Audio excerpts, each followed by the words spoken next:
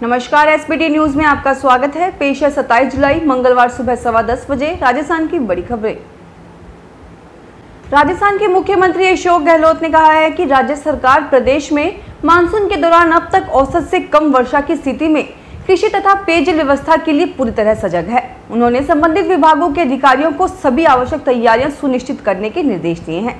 गहलोत सोमवार रात को आपदा प्रबंधन, सहायता एवं नागरिक सुरक्षा, कृषि, जल संसाधन तथा जन स्वास्थ्य अभियांत्रिकी विभागों की समीक्षा बैठक को संबोधित कर रहे थे। मुख्यमंत्री ने कहा कि प्रतापगढ़ और जैसलमेर को छोड़कर फिलहाल लगभग सभी जिलों में सामान्य से कम बारिश होना चिंताजनक है। उन्होंने अधिकारियों को अनावृष्टि तथा अतिवृष्टि जैसी स्थिति को लेकर आपदा प्रबंधन के लिए समस्त तैयारियां पूरी रखने का निर्देश दिए हैं। दुनिया भर में 1.5 साल के भीतर तेजी से फैले कोरोना वायरस के एक तरफ जहां हर रोज नए वेरिएंट देखने को मिल रहे हैं, वहीं दूसरी तरफ साइंटिस्ट इसे खत्म करने के नए तरीके खोजने में लगे हुए हैं। मीडिया रिपोर्ट के अनुसार इटली में अब तक ऐसी डिवाइस बनाई गई है जिसके बारे में कहा जा रहा है कि ये कोरोना वायरस को मार सकती है। यह लेजर डिवाइस 4 दीवारी के भीतर मौजूद कोरोना वायरस कणों को मार सकती है। इस डिवाइस को संयुक्त राष्ट्र के वैज्ञानिकों ने इटली की टेक कंपनी के वैज्ञानिकों के साथ मिलकर बनाया है। राजस्थान में 8 जिलों की 15 नगर पालिकाओं के 17 वार्डों के उपचुनाव में 69.84% मतदाताओं ने वोट डाला। सबसे ज्यादा मतदान झुंझुनू जिले के खेतड़ी नगर पालिका में हुआ, जहां 88.16% मतदाताओं ने वोट डाला। राज्य निर्वाचन आयोग के आयुक्त PS मेहरा ने बताया कि 8 जिलों की 15 नगर पालिकाओं के 17 वार्डों में कोविड-19 संबंधी सभी दिशा निर्देशों की पालना करते हुए 69.84% मतदाताओं ने मतदान किया। राजस्थान में कोरोना वैक्सीन के लिए सरकार द्वारा विधायक कोष से ली गई 3 करोड़ की राशि को पुनः विधायक कोष में रिलीज करने की मांग एक बार फिर से उठने लगी है। भाजपा प्रवक्ता एवं विधायक रामलाल शर्मा ने 3 करोड़ की राशि विधायक कोष में रिलीज करने की मांग की है। रामलाल शर्मा ने कहा कि जब केंद्र सरकार ने पूरे देश में वैक्सीन को फ्री कर दिया, उसके बाद भी प्रदेश की सरकार ने विधायक कोष से ली गई 3 करोड़ की राशि विधायक कोष में जमा नहीं करवाई है।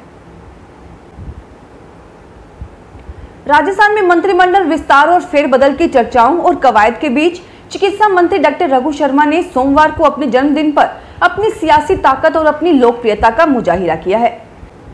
रघु शर्मा के जन्मदिन पर आज आयोजित विभिन्न कार्यक्रम सियासी हलकों में चर्चा का विषय बन रहे हैं। जयपुर में बिरला सभागार में हुए कार्यक्रम में तो स्वास्थ्य विभाग के कर्मचारियों और संगठनों से जुड़े सदस्यों ने रघु शर्मा के पक्ष में जमकर नारेबाजी की। नागौर सांसद हनुमान बेनीवाल ने RPSC मामले में CBI जांच की मांग की है। बेनीवाल ने कहा कि अभी नहीं, पिछले 15 से 18 साल के कार्यकाल के दौरान RPSC चेयरमैन और सदस्यों की आय और रिश्तेदारों की जांच CBI से करवाई जानी चाहिए। बेनीवाल ने कहा कि पिछले कई सालों से RPSC की साख पर बट्टा लग गया है। पिछले 20 साल से RPSC चेयरमैन बने लोगों की संपत्ति की जांच होनी चाहिए। जोधपुर मंडल की बिजनेस डेवलपमेंट यूनिट की जोधपुर इंडस्ट्रीज एसोसिएशन के साथ मंगलवार को बैठक होगी। बैठक में रेल विभाग की ओर से रेलवे परिवहन के माध्यम से माल यातायात बढ़ाने के उद्देश्य से शुरू की गई सुविधाओं तथा विभिन्न योजनाओं की जानकारी दी जाएगी। बैठक का समन्वय एसोसिएशन एग्जीक्यूटिव समिति के सदस्य ब्रिजमोहन पुरोहित की ओर से किया जा रहा है। राजस्थान में हाड़ौती अंचल नदियों का स्थल माना जाता है। प्रदेश की एकमात्र सदा नीरा नदी चंबल भी हाड़ौती में पूरे प्रवाह से बहती है। इसकी कई सहायक नदियां हैं जो बारिश में उफान पर आ जाती हैं। इस बार भी सावन के पहले सोमवार को बादल जमकर बरसे। कोटा में दोपहर बाद कुछ देर के लिए तेज बारिश हुई, उसके बाद बादल छाए रहे और उमस का जोर बढ़ गया। जिले के चेचड़ क्षेत्र में दिन भर रुक रुक कर बारिश की झड़ी लगी रही। डिस्कॉम में निजीकरण के विरोध में कार्मिकों की बैठक सोमवार को बाड़मेर जिला मुख्यालय पर हुई। बैठक को संबोधित करते हुए राजस्थान विद्युत तकनीकी कर्मचारी एसोसिएशन के प्रदेशाध्यक्ष पृथ्वीराज गुर्जर ने कहा कि निजीकरण आज पूरे विद्युत विभाग को दीमक की तरह खाने में लगा है। केंद्र व राज्य सरकारें विद्युत निगमों का निजीकरण कर कर्मचारी एवं उपभोक्ताओं के हितों पर कुठाराघात कर रही हैं, जिसे बिल्कुल बर्दाश्त नहीं किया जाएगा। गुर्जर ने कहा कि कर्मचारियों को अपना भविष्य बचाना है तो निजीकरण रोकना अति आवश्यक है। राजस्थान सरकार को सेवाएं दे रहे कर्मचारियों व सरकारी सेवा पूरी कर चुके पेंशनरों को, सस्ते ऋण व अल्प वेतन भोगी कर्मचारियों के प्रतिभाशाली बच्चों को छात्रवृत्ति के लिए राज्य में 3000 करोड़ रुपए के कोष का गठन किया गया है। राज्यपाल की ओर से मंजूरी के बाद वित्त विभाग ने सोमवार को कोष के गठन का आदेश जारी कर दिया। इसे कार्मिक कल्याण कोष नाम दिया गया है। इसके लिए राज्य सरकार के सभी सेवारत कर्मचारी व पेंशनर्स पात्र होंगे। संसद के मानसून सेशन का यह दूसरा हफ्ता है और पहले हफ्ते में भारी हंगामे के चलते लोकसभा और राज्यसभा की कार्यवाही ठीक से नहीं चल पाई। सोमवार को भी दोनों सदनों में विपक्ष ने जमकर शोर शराबा किया। पेगासस जासूसी मामले और 3 कृषि कानूनों को लेकर विपक्षी नेता मोदी सरकार पर हमलावर बने हुए हैं। सोमवार को लोकसभा में हंगामे के बीच फैक्ट्री विनियमन संशोधन विधेयक 2021 और राष्ट्रीय खाद्य प्रौद्योगिकी उद्यमिता और प्रबंधन संस्थान विधेयक 2021 पास हुए। दोनों ही विधेयक चर्चा के बिना ध्वनि मत से पारित हुए।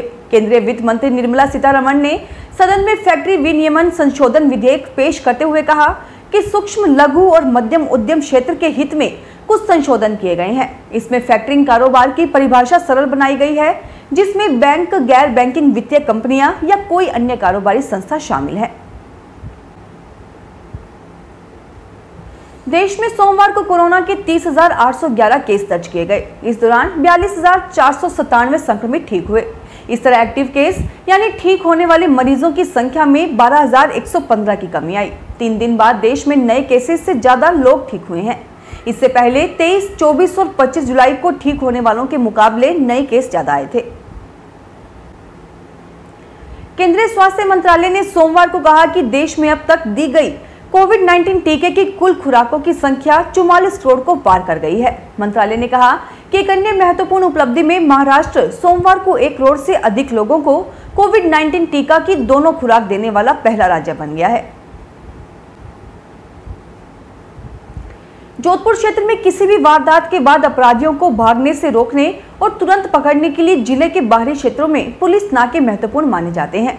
पुलिस कमिश्नरेट जोधपुर में नाकों के 2 पॉइंट और बढ़ा दिए गए हैं। वहीं 2 और नाके लगने प्रस्तावित है। इसके साथ ही कमिश्नरेट में अब 10 नाके हो जाएंगे। नागौर में डाक विभाग की ओर से लोगों की आस्था को ध्यान में रखते हुए पवित्र गंगा जल उपलब्ध कराने की योजना पर अघोषित तौर पर हुई अनियमित आपूर्ति के चलते इसके उद्देश्य पर पानी फिरता नजर आने लगा है। कारण 1 साल का लंबा अरसा होने के बाद गंगा जल डाकघरों में पहुंचा। अनियमित आपूर्ति होने की वजह से कईयों को लगा कि अब यह योजना विभाग ने बंद कर दी। नतीजतन गंगा जल के लिए लोगों को डाकघरों में पहुंचना कम हो गया। इससे लोगों का इसके लिए न केवल इसको लेने आने वालों की संख्या औसतन बेहद कम हो गई, बल्कि जरूरतमंदों को गंगा जल के लिए भटकना पड़ रहा है। फिलहाल इस बुलेटिन में इतना ही। फिर हाजिर होंगे और बड़ी खबरों के साथ। एसबीटी न्यूज के वीडियो देखने के लिए हमारे चैनल को सब्सक्राइब करें और नोटिफिकेशन पाने के लिए बेल आइकन को प्रेस करें।